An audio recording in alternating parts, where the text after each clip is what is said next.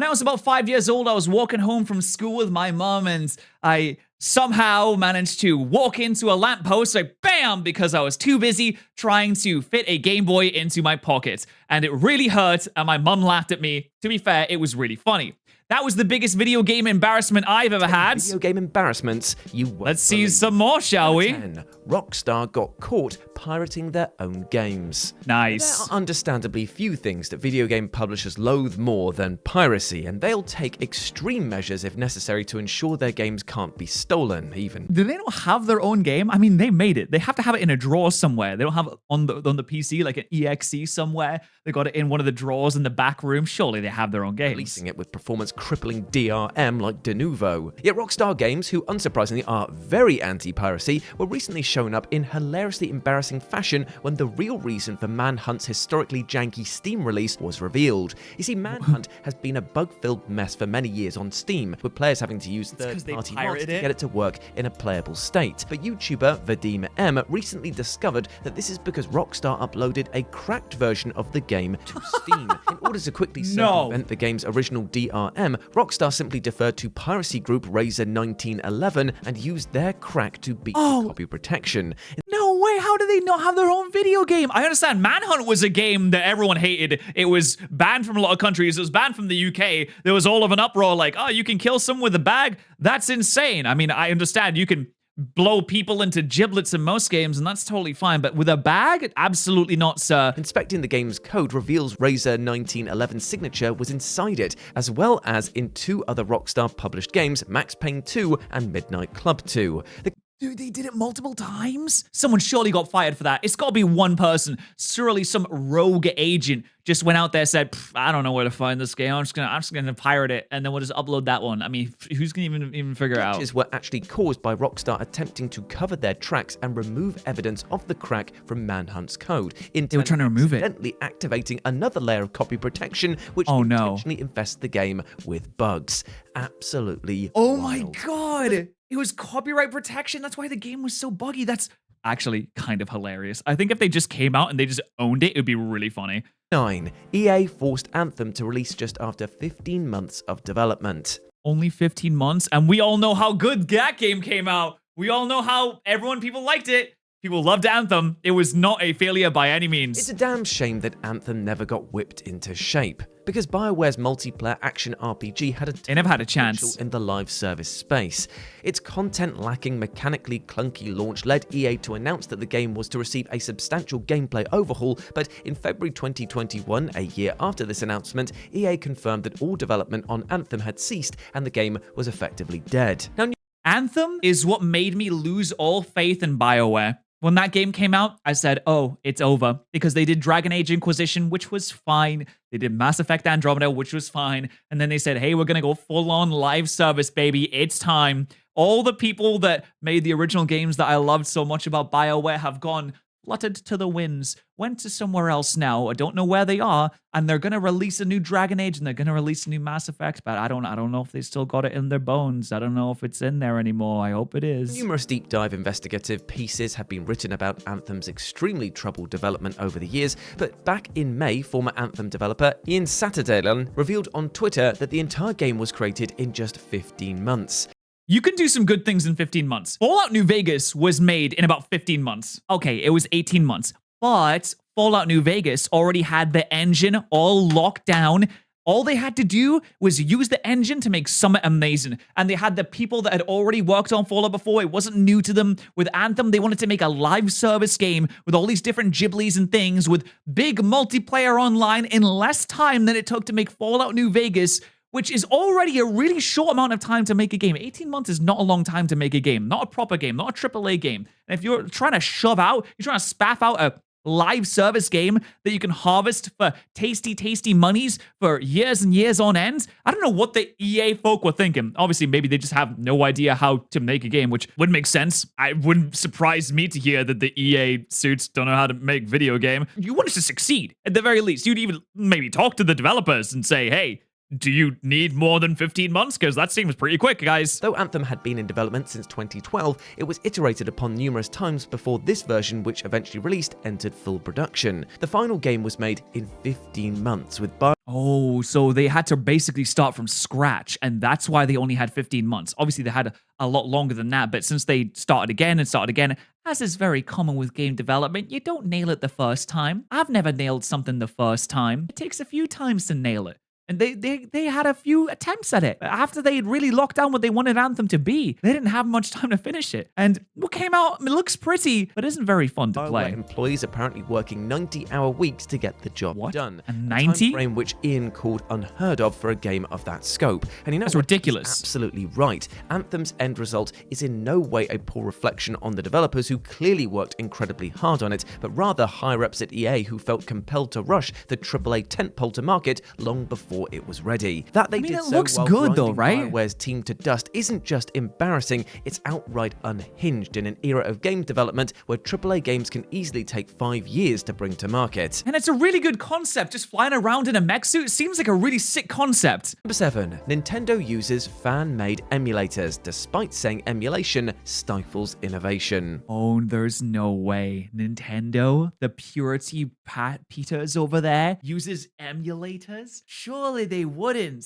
They are the most anti-emulator company on the planet, even though using emulators is technically legal because you can dump your game and you can use your own game without piracy, so you don't need to pirate. So even though Nintendo makes a lot of their games unusable by any legal means, so the only way to play a lot of them is by emulator and by finding the game somewhere, they would use it themselves after being so mad at people for using emulators. Now, to be honest, they are mad at people for pretty valid reasons. They're mad at mostly people that sell pirated software or try to make a profit from it, which is a little bit more morally dubious, to be fair. But I've never heard this story before. I got to hear it. Even accepting that Nintendo can be a bit stuck in the past where their business decisions are concerned, this makes them come off as pretty damn ridiculous. And even if you don't know that much about the company, you'll likely be aware that they're extremely anti-emulation, and back in May even outright claimed that emulation stifles innovation. That's really funny. Hey, they're not wrong, guys. It did stifle innovation. Nintendo used those other emulators, so they didn't innovate and make their own. If there was no emulators out there, they would have been forced to make their own. It's tough not to view that statement through a hypocritical lens, though,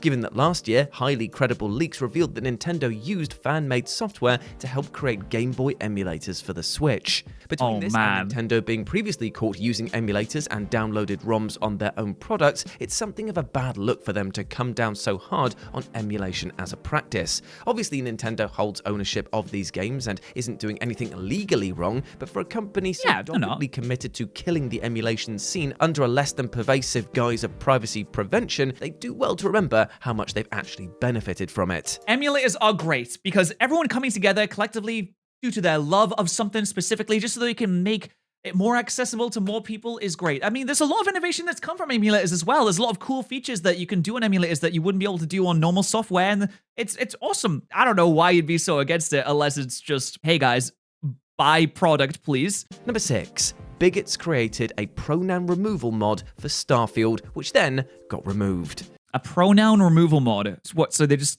call everyone they, I guess? If there's no more pronouns, okay, guys, no more saying I.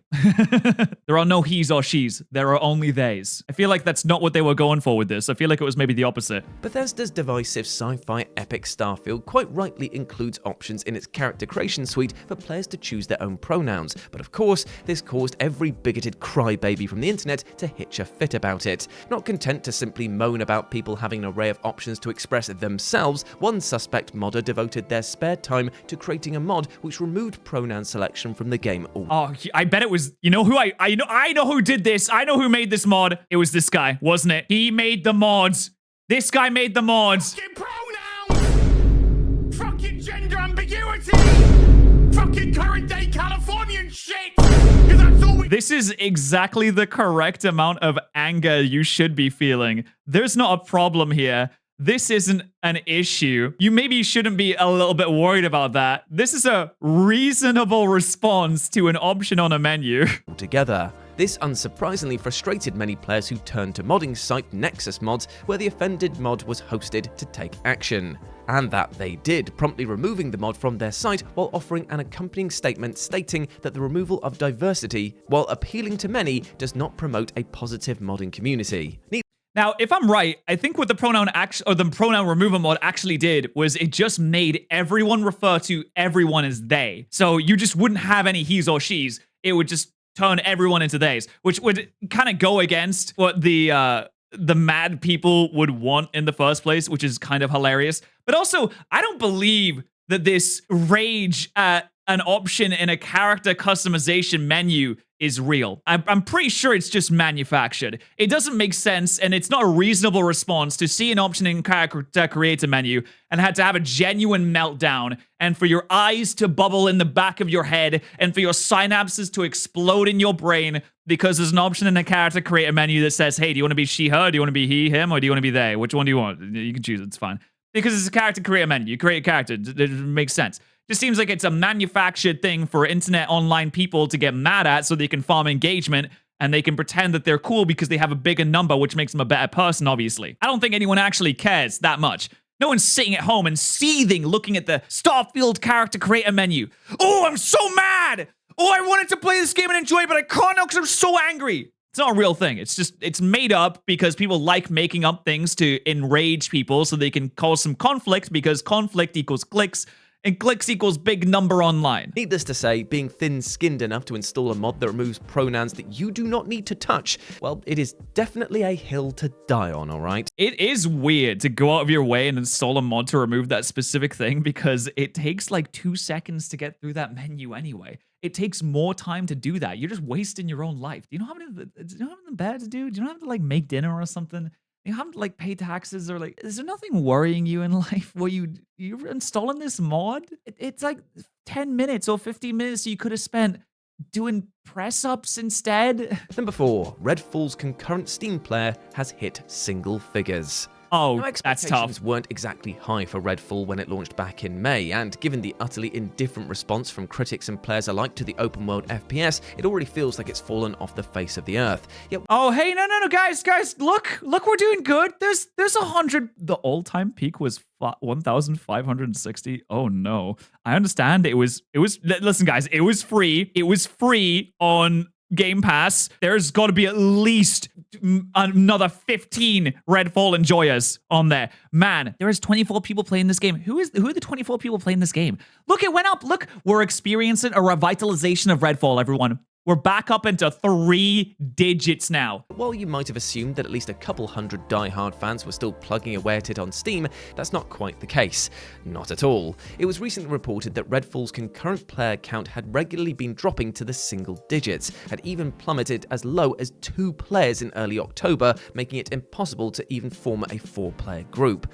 Oh man, I feel bad when a game releases and it has immediately no one playing it. I actually feel genuinely upset. Like, I feel this secondhand sadness for the developers that spent years of their life working on it, only for it to immediately flop. No one plays it, no one cares, and everyone immediately moves on. It's like if I spent 3 years making one video and I released it and 1% of the people that usually watch my videos watched it, it got like 500 views, and I spent 3 years on it, I would be devastated. I'd be heartbroken, and I feel really bad for the people that spend so much time working on things that eventually just come out really badly, either due to bad management, bad design. The same thing happened when Total War Pharaoh came out. I love the Total War series. I'm a bit of a strategy gamer sometimes, you see, chat. You never see this, but I'm a bit of a strategy gamer sometimes. It came out, no one played it. 5,400 peak players compared to other games in the same franchise that have 20,000 people playing still right to this point. It had a 166,000 all-time peak,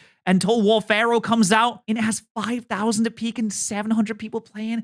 The game just released. People worked hard on that, and it makes me sad. Though there will, of course, apology was actually written by ChatGPT. Lord of the Rings Golem's developer apology was written by ChatGPT, where they had to apologize because they released a game so bad, so awful. There wasn't anything specific about it that they had to apologize for.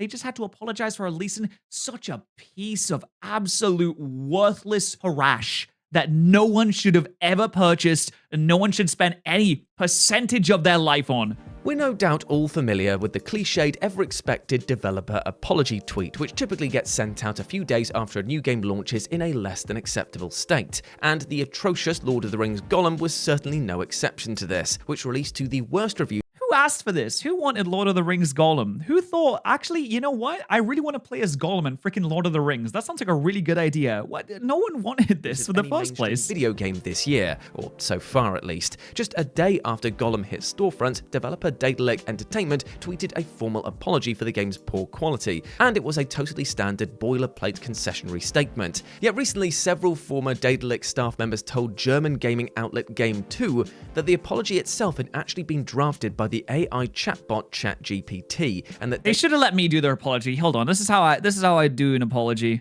Hey guys, you may have been playing on new video game release Lord of the Rings Golem, and I'm sad to announce that it's a piece of titty dog wank. You probably shouldn't play it, and you shouldn't have spent your money on it. And we're sorry that we made something that is so violating to the senses that it really shouldn't be witnessed by anyone ever, or played by anyone ever. I don't know if we'll fix it. It depends if I feel like it or not. I'm a little bit tired right now, so I think I'm gonna take a nap. Anyway, thanks for the money from the people that did buy it. Don't know what to tell you. Maybe do a little research next time. Maybe stop pre-ordering your freaking games, you idiots. Hey, got your money now. Hey! So this is the apology, and it sucks. It's absolutely awful. Yeah, it even misspells the name of the game. It says the Lord of the Ring Golem. It's Lord of the Rings Golem. And this is just absolutely terrible. Our development team has been working diligently to address the bugs and technical issues many of you experience. We're committed to providing it. Oh my god, it's just PR speak. But the funny thing is, I don't think ChatGPT did this apology because someone actually put a ChatGPT-esque apology into ChatGPT, and this is what it spat out. This is a much better apology than the actual one they tweeted out. It says, I am writing this letter not today as a faceless development team, but as fans just like you who are deeply passionate about yada yada yada. We acknowledge your shortcomings and we're taking your feedback seriously. Many have raised concerns about the yubada.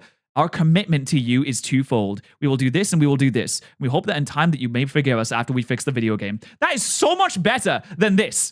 ChatGPT did a better job at making an apology. And honestly, that's pretty embarrassing. And if you have any embarrassing video game stories, then you can leave it in the comments section. Maybe used a master ball in the Pidgey by accident. Wouldn't that be silly? That'd be crazy. If you like my dumb face, then you can always subscribe to this channel if you want to.